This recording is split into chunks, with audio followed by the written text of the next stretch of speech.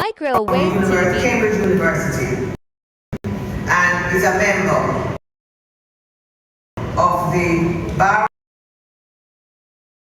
of England and Wales.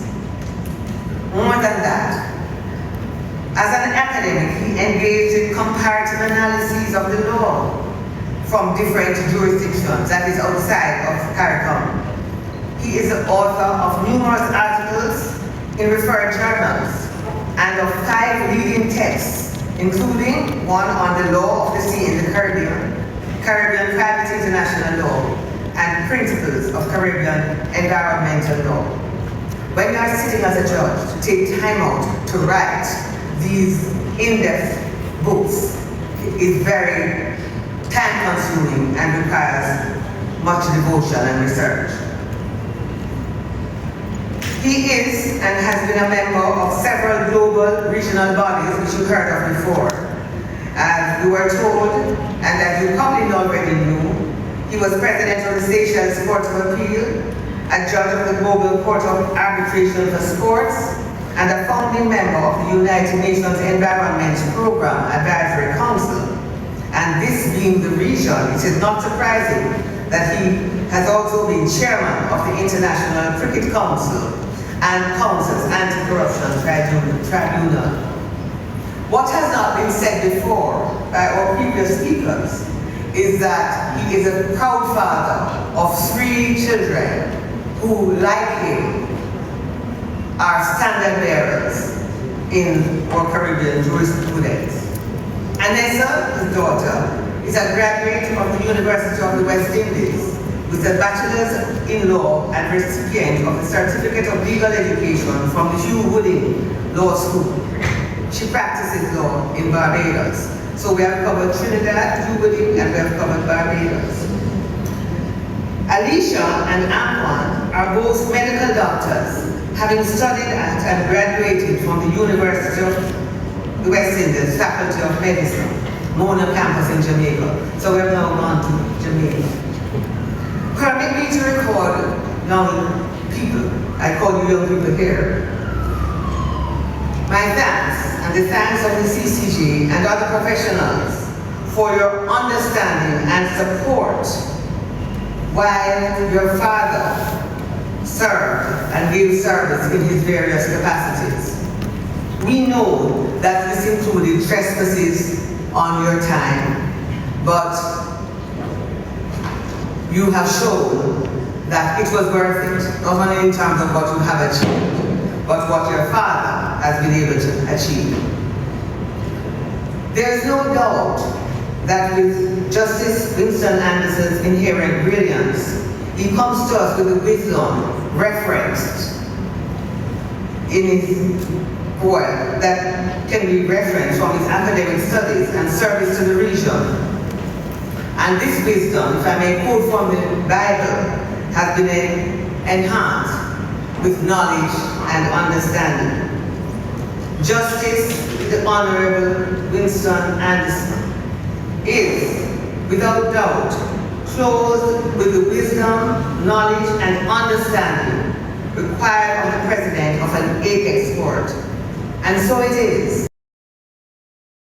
that I do not hesitate, and I take great pleasure in introducing him to you distinguished guests, as he shall shortly rise to take the oath of office and be sworn in as the President of the Caribbean Court of Justice. Thank you.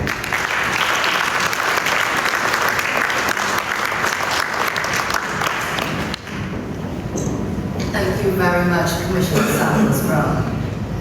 His Excellency, the Most Honorable Sir Patrick Allen, will now address us, after which the Governor General Secretary and Clerk to the Privy Council, Major Dwayne Hill, will read the proclamation and invite Mr. Justice Anderson to take and subscribe the oath of office. Your Excellency.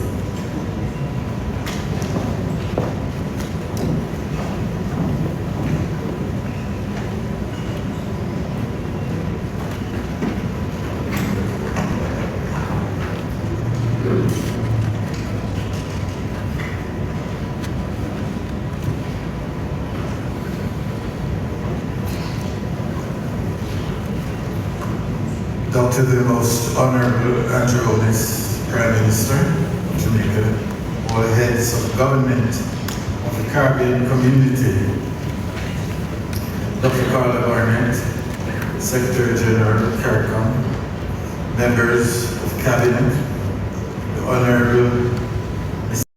Justice Adrian Saunders, and Mrs. Saunders, the Honorable Mr. Justice Winston Anderson, incoming President of the Caribbean Court of Justice, the Honorable Mr. Justice Brian Sykes, Chief Justice of Jamaica, Chief Justices and heads of judiciaries of the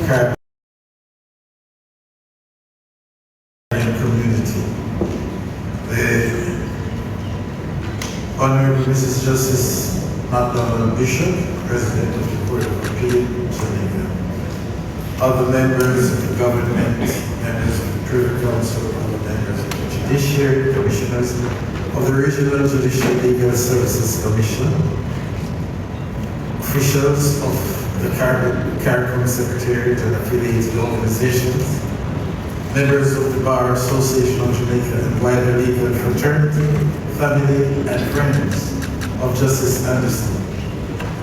Ladies and gentlemen, guests viewing on the online platform, it is my distinct honor to administer the oath of office to the Honorable Justice Winston Anderson as President of the Caribbean Court of Justice. This moment holds personal significance for me, as I had the privilege of administering the oath of office when Justice Anderson was first sworn in as a judge of the Caribbean Court of Justice in 2010. Today, I am humbled once again to administer the oath as he ascends to the highest office of the very institution he has helped to strengthen over the past 15 years. Justice Anderson now becomes the fourth President of the Caribbean Court of Justice since its founding in 2004. Remarkably, this is the second time I have had the honor of administering this oath of office in Montego Bay, the first being in 2018 to the outgoing President, Honorable Mr. Justice Adrian Saunders. Justice Saunders has carried out the responsibilities of his office with wisdom and humility and an unwavering commitment to judicial excellence. Under his leadership, the court has solidified its role in regional integration, elevated the quality of legal discourse, and built enduring trust across the Caribbean. I extend my deepest gratitude to him.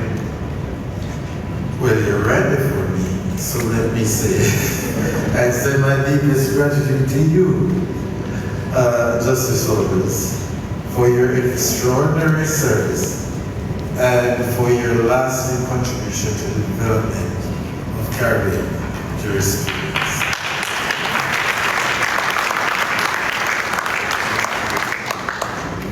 Justice Anderson now assumes this platform at a time that presents both great opportunities and immense responsibility for the court and the region. He brings to this office a distinguished record of scholarship, integrity, and unwavering commitment to the ideals of justice, as you have heard so proudly remarked. A proud son of Jamaica and the Caribbean, he embodies what is possible when our institutions invest in leadership that is rooted in principle and dedicated to purpose. His appointment is not only a personal triumph, but also a resounding testament to our regional confidence in our own talents. values also an ability to lead on the world stage. Justice Anderson, I offer you my congratulations. May you be granted strength, discernment, and continued success as you assume this sacred trust.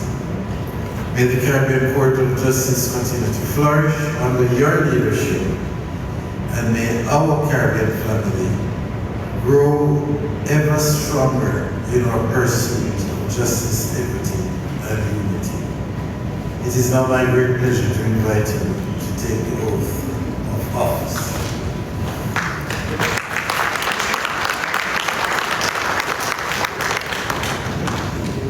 A proclamation. Whereas the Caribbean Court of Justice is an essential part of the effort to deepen and strengthen the Caribbean community through a single market and a single economy, which the revised Treaty of Chaguaramas provides for. And whereas the Caribbean Court of Justice is the highest municipal court in the region that considers and determines appeals in both civil and criminal matters from courts within the jurisdictions of member states of the community, and which are parties to the agreement establishing the Caribbean Court of Justice. And whereas Article 4.6 of the Schedule of the Caribbean Court of Justice, Original Jurisdiction Act 2005, hereinafter referred to as the Act, provides that the President of the Caribbean Court of Justice shall be appointed by the qualified majority vote of 3/4 of the contracting parties on the recommendation of the Commission. And whereas Article 4.9 of the Schedule to the Act provides that the appointment of a President shall be signified by letter under the hand of the Chairman for the time being of the conference, acting on the advice of the heads of government. And whereas the contracting parties at their 48th regular meeting of the conference held in Barbados on the 20th to the 21st of February 2025, consider the recommendation of the Regional Judicial and Legal Services Commission and decided that you, the Honorable Mr. Winston Charles Anderson, be appointed President of the Caribbean Court of Justice from 4th of July 2025.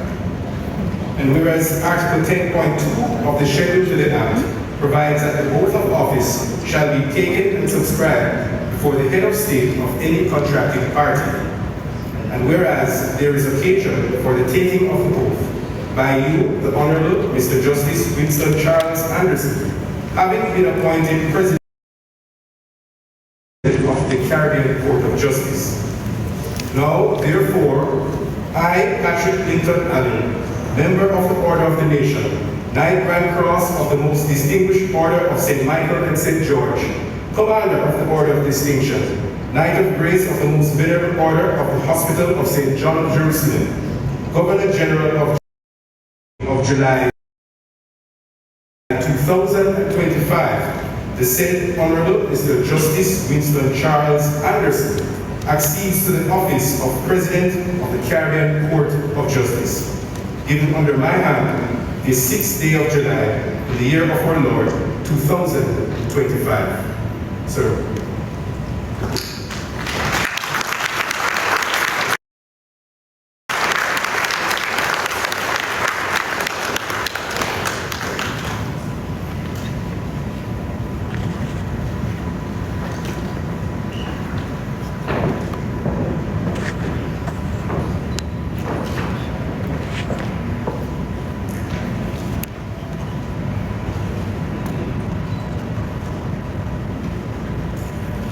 I, Winston Charles Anderson, having been appointed a President of the Caribbean Court of Justice, do hereby swear that I will faithfully exercise the office of President of the Caribbean Court of Justice without fear or favor, affection or ill will, and in accordance with the Code of Judicial Conduct.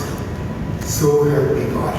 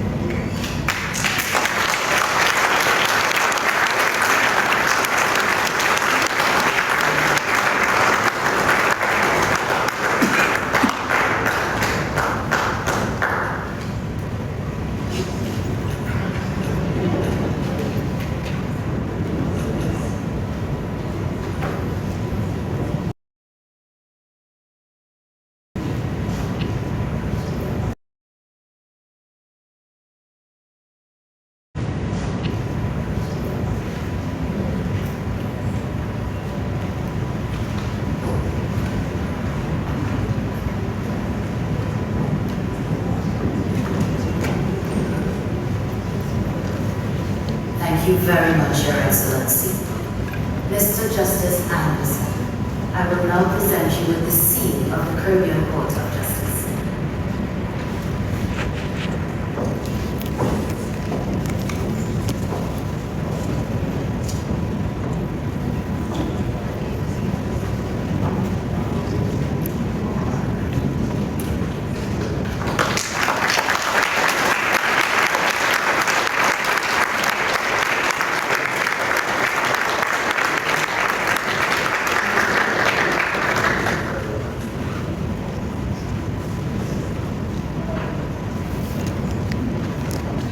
And now I invite you, sir, to give your response.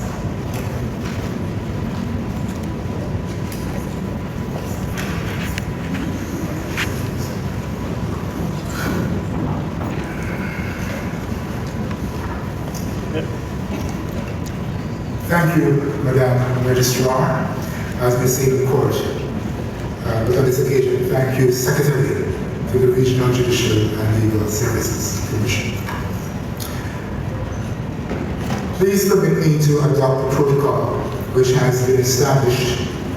Otherwise, I think it will rival the length of my speech.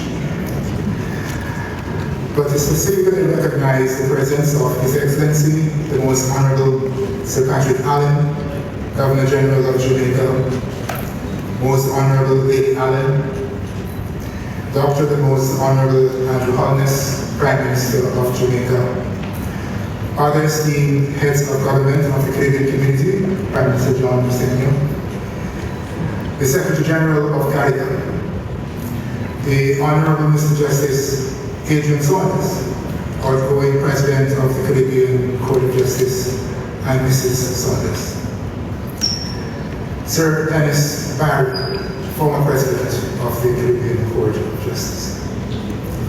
Your Honorable Mr. Justice Brian Sykes, Chief Justice of Jamaica. Other heads of judiciary of the Caribbean community. Members of the Regional Judicial and Legal Services Commission. Government officials, colleagues,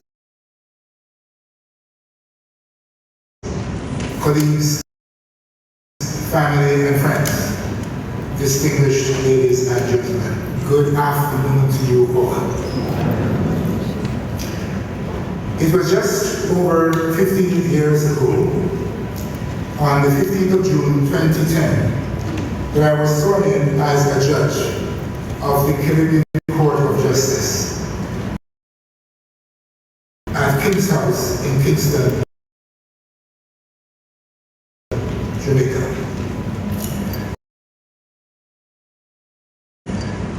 On that Tuesday morning,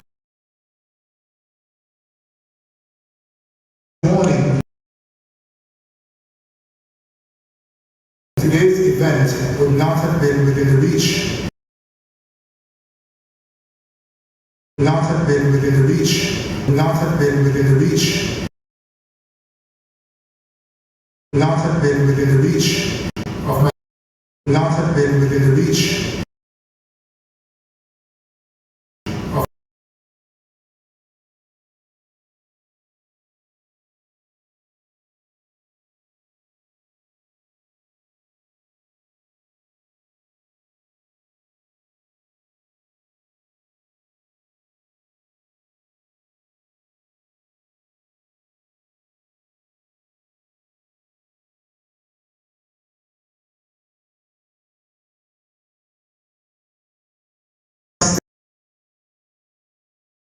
trusting me with the procedure.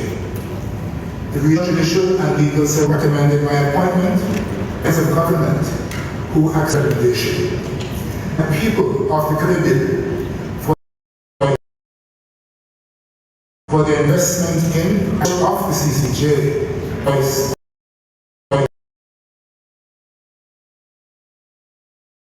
of Caribbean justice. This is the work of my predecessor. President Mykro laid the foundation, leading the inaugural bench, which crafted the first procedural rules, heard the first case,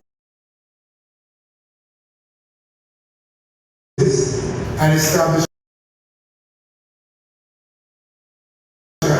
by dint of his personality and outreach efforts, made space for the court on the regional and international plane. And my immediate predecessor, strategic direction and the judicial work of the court.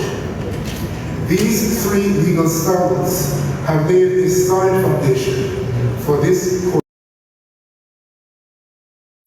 This moment is not mine alone.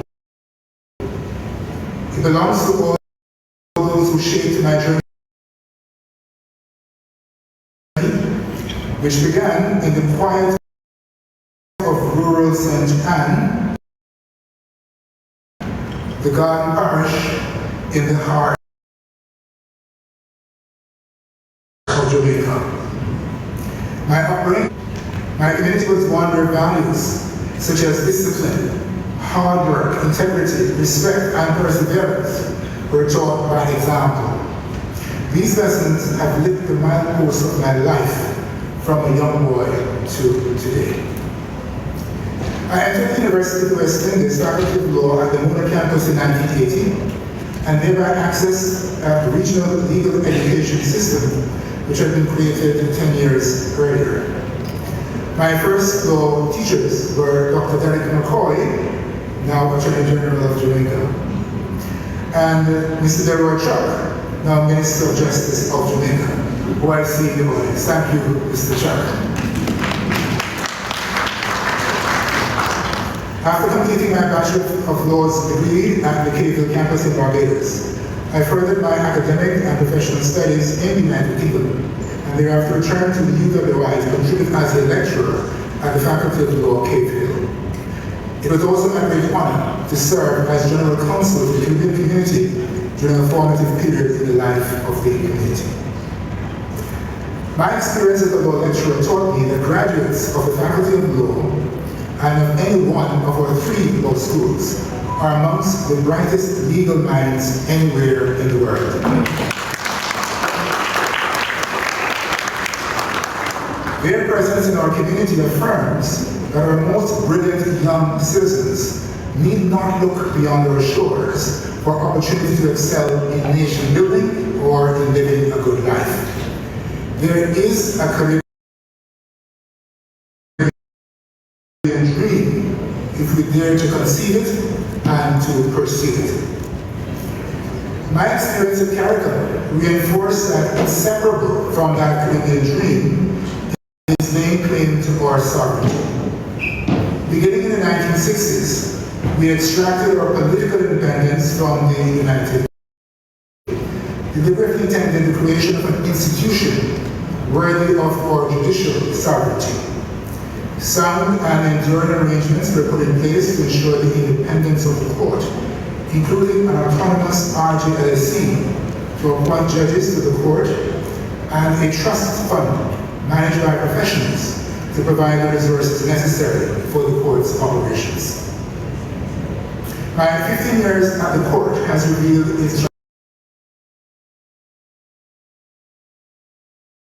transformative potential.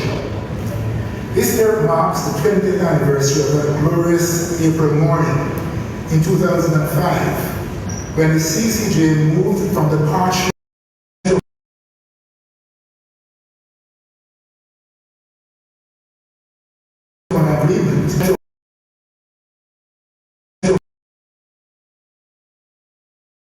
agreement with its full measure of devotion. It has produced hundreds of cases to guide conduct between and within member states. These judgments have been examined. They comprise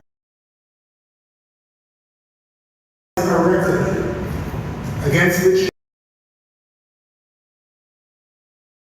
to measure the promise and performance of the court.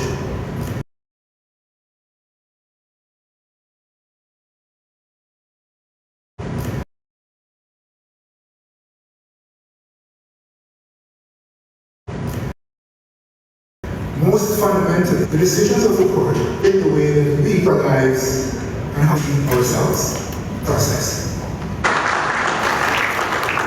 It has often been said, but it bears repeating, that the CC domination of our it was conceived and established and is maintained by the people of the Caribbean to serve Caribbean interests. In both its original jurisdiction, where there is disputes touching on the curriculum, single market, and the economy, and in the appellate jurisdiction, it is worth noting that in its appellate jurisdiction, the court has exerted reach and influence well beyond the 5 states of Barbados, Belize, Guyana, Dominica, and St. Lucia that have accepted that. CCJ appellate cases are routinely cited and accorded favorable treatment by the judiciary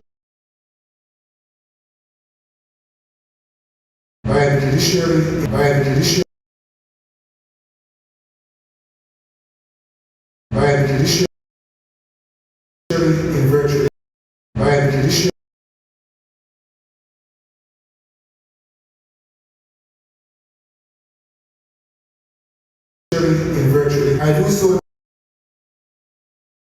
not in isolation, but as part of a regional movement dedicated to delivering accessible justice.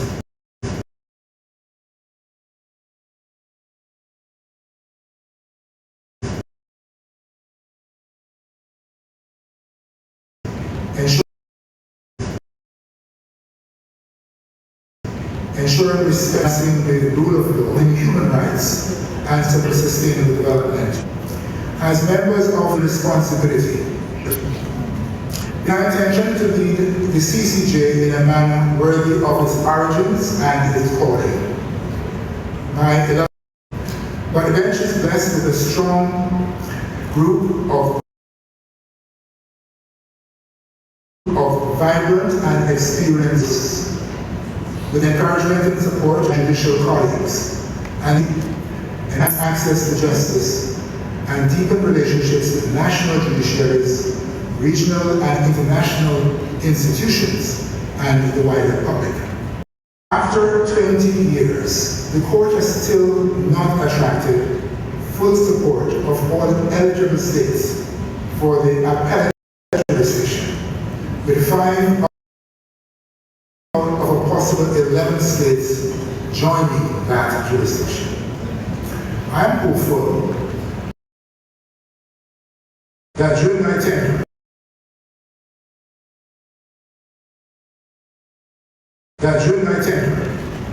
other states will fulfill their treaty obligations and become full members of the appellate jurisdiction.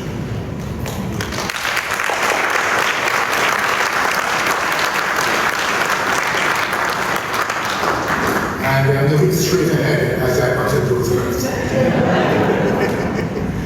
Even as we maximize and kin and part and parcel of the fabric of their society. In closing, I wish to thank all who have taken the time to officiate at or attend this event. Governor General, Sir Patrick Allen, Prime Minister Holness, and other esteemed heads of government, Secretary General Barnett, fellow heads of judiciary from across the region, I can't name all the countries. Thank you for being here. Community and government officials, members of the bar, friends and family. Permit me to single out my 3 children.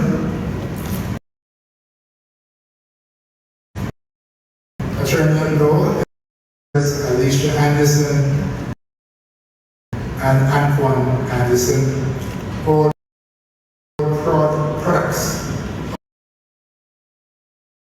of the regional professional education system.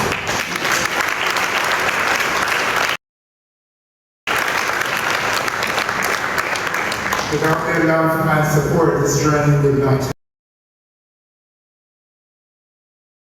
And support this journey will not have it. And support this journey will not. And support this journey will not have it possible.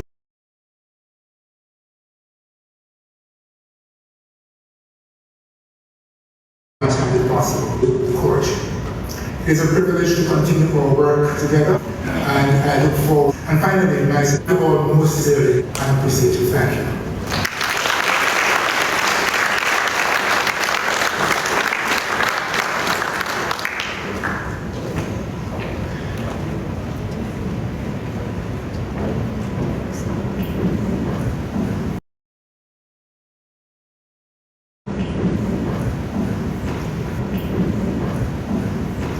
Thank you, President. Ladies and gentlemen, on behalf of the judges and staff of the Caribbean Court of Justice, to extend heartfelt gratitude to the third President of the CCG, Mr. Justice Holness, for his outstanding leadership over the past 7 years.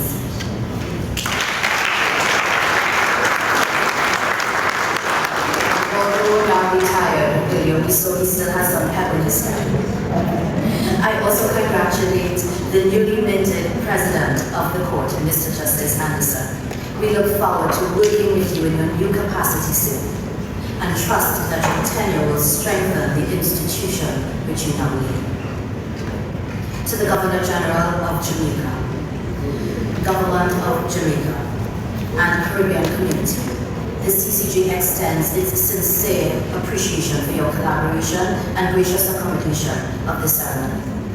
The ceremony has drawn added significance from being held just ahead of the opening of the 49th Conference of Heads of Government meeting. It has been an honor and a privilege to work with your respective teams. Special gratitude is also extended to the staff of the CCG for their assistance in today's preparations. To each distinguished guest, thank you for your presence, support, and for bearing witness to this important occasion. May we go forward renewed in our commitment to the pursuit of justice for the peoples and states of the Caribbean. And now, please remain seated as the protocol team prepares for the following photo opportunities at the front of the room with His Excellency. His Excellency, the Honorable Mr. Justice Winston Anderson, and the Honorable Mr. Justice Adrian Saunders. Please come to the front.